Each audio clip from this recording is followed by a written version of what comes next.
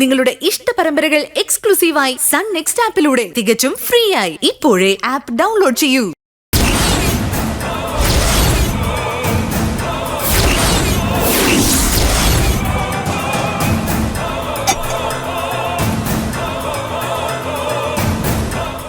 എന്താ ബോസ്, അനാമിക എങ്ങോട്ടാ പോയെന്ന് ആലോചിക്കുകയാണോ? അല്ല, അവളിപ്പോ ആരുടെ കൂടെ ഉണ്ടാവുന്നെന്ന് ആലോചിക്കുക.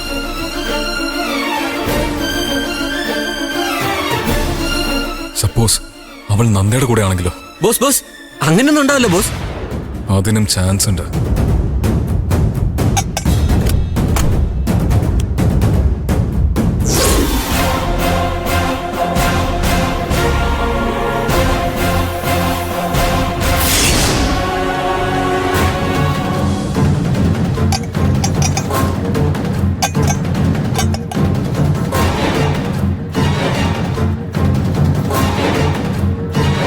നീ ഉടനെ അനാമിക എവിടെയാണെന്ന് കണ്ടുപിടിക്കുക.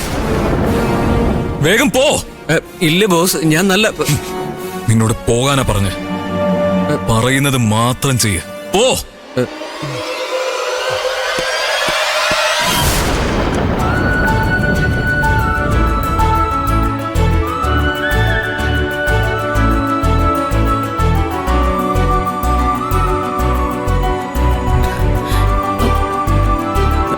എങ്ങനെയുണ്ട്?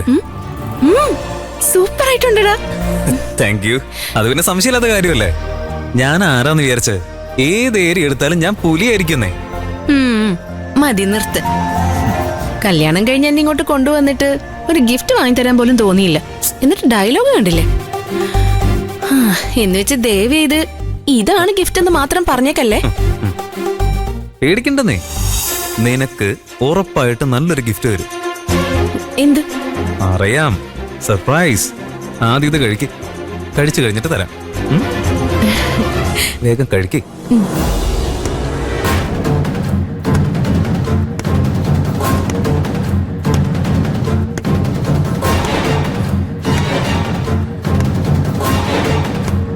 അനാമിക, ഇനിയൊരു പക്ഷേ നീ നന്ദയുടെ കൂടെ തന്നെ ആയിരിക്കും.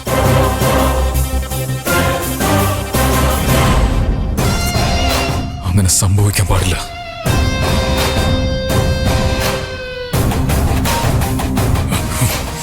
ഇനി ഇരുന്നാലും ഞാൻ വെറുതെ വിടാൻ പോകുന്നില്ല.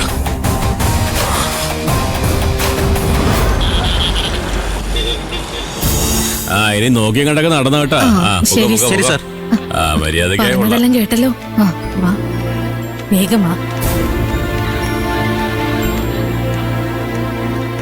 റൈറ്റ് സാറേ, നാളെ ആ 307 കേസ് കോടതിയിൽ വാദത്തിന് വെച്ചേക്കാണെന്ന് ഇൻസ്പെക്ടർ സാറിനോടാ പോവാൻ പറഞ്ഞേക്കുന്നേ.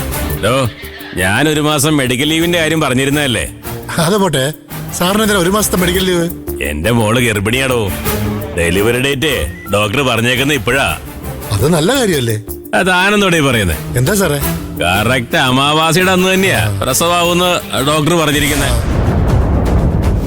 ഗ്രഹണം കഴിയുന്നതിന് മുമ്പ് അവന്റെ ജീവൻ എടുത്തേ മതിയാവും.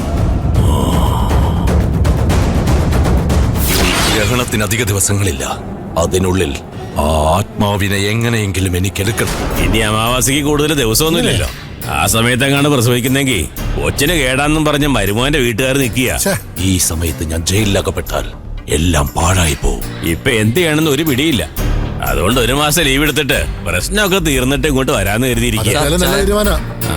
അതങ്ങോട്ട് വെച്ചേ, അവരെ അവിടെ കൊടുക്ക. ഇതാ സാർ. ആ ലോകകപ്പിലുള്ളവനെ അവനും കൊടുക്കണം. ചിന്തിക്ക് സാമ്പ, ചിന്തിക്ക്. ഇവിടെ നിന്ന് എങ്ങനെ രക്ഷപ്പെടാമെന്ന് ചിന്തിക്ക്. ചേട്ടാ ചായ.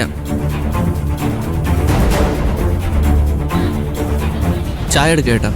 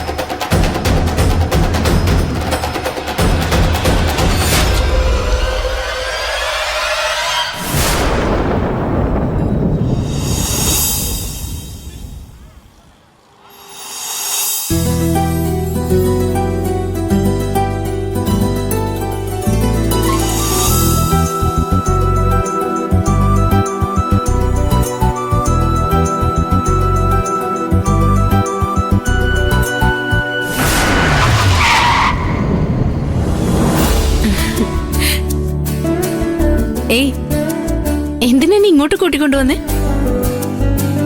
നമ്മുടെ കല്യാണം പ്രമാണിച്ച് നിനക്കൊരു ഗിഫ്റ്റ് തരാൻ പോവാ. മതി സർ. ഇയാളുടെ ഗിഫ്റ്റ് എങ്ങനെയായിരിക്കും എനിക്ക് നന്നായിട്ട് അറിയാം. ഗിഫ്റ്റ് തരാനുണ്ടെന്ന് പറഞ്ഞിട്ട് കിസ് അടിക്കാം. പുതിയ ട്രെൻഡ് ആയിരിക്കും അല്ലേ? എന്തൊരു കഷ്ടം ഇത്. ശരിക്കും ഞാൻ ഗിഫ്റ്റ് തന്നെ തരാൻ പോകുന്നേ. ശരി, നീ കണ്ണടക്കി പറയാം. നീ ഒന്ന് കണ്ണടക്കേ.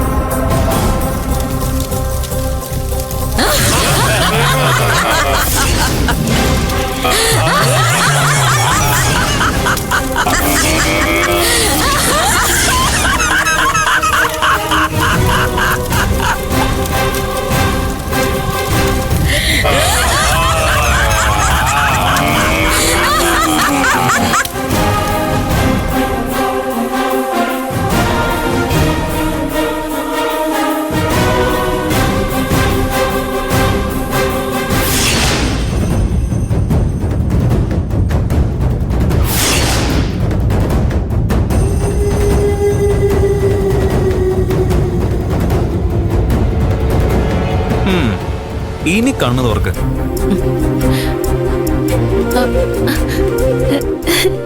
ഇതെന്താ നന്ദ?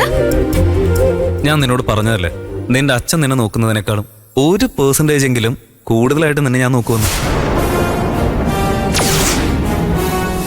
നിന്റെ മോഡേൺ അറ്റയറിന് ആ മഞ്ഞച്ചരട് ഒട്ടും അങ്ങ് സെറ്റ് ആവുന്നില്ല. അതുകൊണ്ട് എന്നെ കൊണ്ട് പറ്റുന്ന പോലെ നിനക്കൊരു ടോക്കൺ ഓഫ് ലവ്. ദേ ഇത്.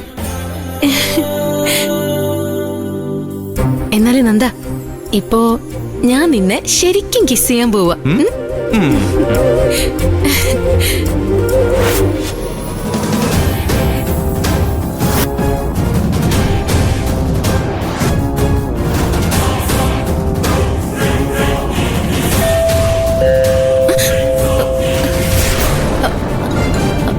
ആരാ? അത് എനിക്ക് എങ്ങനെ അറിയാനാ? നിക്ക്, ഞാൻ പോയി നോക്കിയിട്ട് വരാം. കറക്റ്റ് സമയത്ത് ഓരോ ശല്യങ്ങൾ വന്നോളും.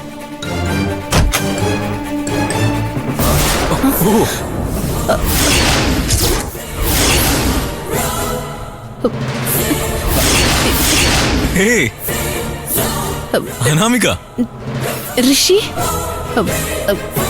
ഋഷി ഇയാളെന്താ ഇവിടെ? അത് ഞാനല്ല ചോദിക്കണ്ടേ. എന്റെ റിലേറ്റീവിന്റെ വീട്ടില് നീ എന്താ ചെയ്യുന്നേ? റിലേറ്റീവിന്റെ വീടോ? ഋഷി, ഇതെന്റെ ഫ്രണ്ടിന്റെ വീടാ. അല്ല, ഇത് B5 6th ഫ്ലോർ തന്നെയല്ലേ? നമ്പർ കറക്റ്റ് ആണ്, പക്ഷെ ഇത് 5th ഫ്ലോറാ. ഇയാള് ഫ്ലോറ് മാറിയിട്ടാ വന്നേക്കുന്നേ. അതെയോ?